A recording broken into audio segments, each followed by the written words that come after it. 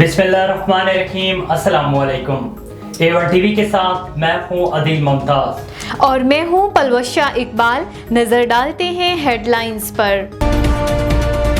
اسلامی جمہوریہ ایران کے پاکستان میں سفیر رضا امیری کا نیول ہیڈ کوارٹرز اسلام آباد کا دورہ۔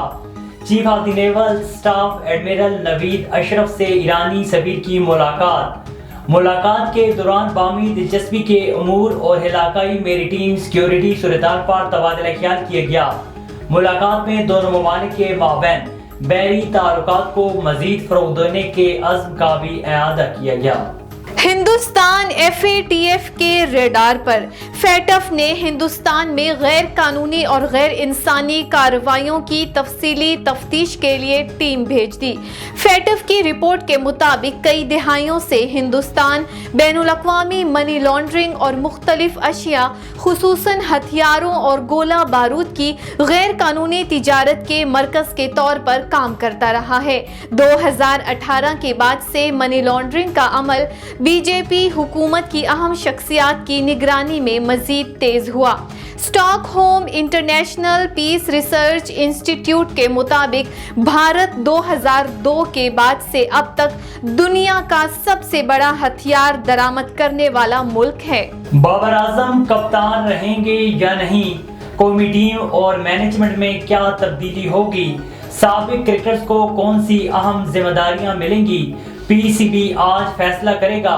کپتان بابر اعظم کی ذکا اشرف سے نیشنل اکیڈمی میں ملاقات۔ کپتانی جاری رکھنے یا چھوڑنے سے متعلق آگاہ کریں گے۔ کرکٹ ورلڈ کپ کے پہلے سیمی فائنل میں بھارت اور نیوزی لینڈ مد مقابل۔ بھارت کی نیوزی لینڈ کے خلاف بیٹنگ جاری۔ وراٹ کوہلی کی شاندار سینچری، سچن ٹنڈولکر کا ریکارڈ توڑ دیا۔ وراٹ کوہلی نے سینچریوں کی نصف سینچری بنا ڈالی۔ کپتان روہت شرما 47 رنز بنا کر آؤٹ۔ اور وفاقی حکومت نے فیض آباد دھرنا نظر ثانی پر عمل درآمد کے لیے انکوائری کمیشن تشکیل دے دیا۔ کمیشن کو سابق آرمی چیف، وزیر اعظم اور چیف جسٹس کو بلانے کا اختیار ہوگا۔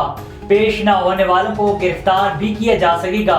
جسٹس اطہر من اللہ کے ریمارکس۔ چیف جسٹس نے کہا ہے کہ 2 مہینے کمیشن کا کام دیکھ لیتے ہیں، پھر جو کہنا ہوا کہیں گے۔ سماعت 22 جنوری تک ملتوی۔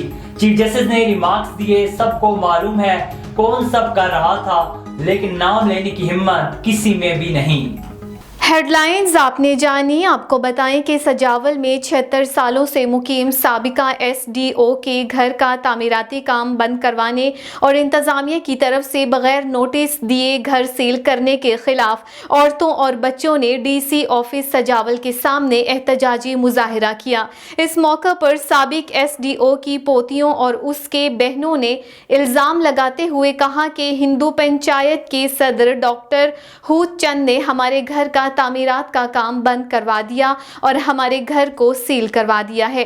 انہوں نے کہا کہ ہندو پنچایت والے کہتے ہیں کہ یہ مندر کا پلاٹ ہے، اس پر تعمیرات نہیں کروانے دیں گے۔ ہم نے DC سجاول سے بات کی اور اسے کہا کہ ہمارے پلاٹ کا جائزہ لے۔ ہم سالوں سے اس پلاٹ پر مقیم ہیں، ہمیں پریشان کیا جا رہا ہے۔ ہم وزیر اعلیٰ سندھ اور تمام اعلیٰ اختیاریوں سے مطالبہ کرتے ہیں کہ ہمیں انصاف دلوایا جائے۔ دوسری جانب ہم سخت احتجاج کریں گے۔ A1 ٹی وی کے نیوز اسٹوڈیو سے فی الوقت اتنا ہی۔ مزید خبروں اور اپڈیٹ سے باخبر رہنے کے لیے دیکھتے رہیے A1 T V. A1 T V, سب پہ نظر، اندر کی خبر۔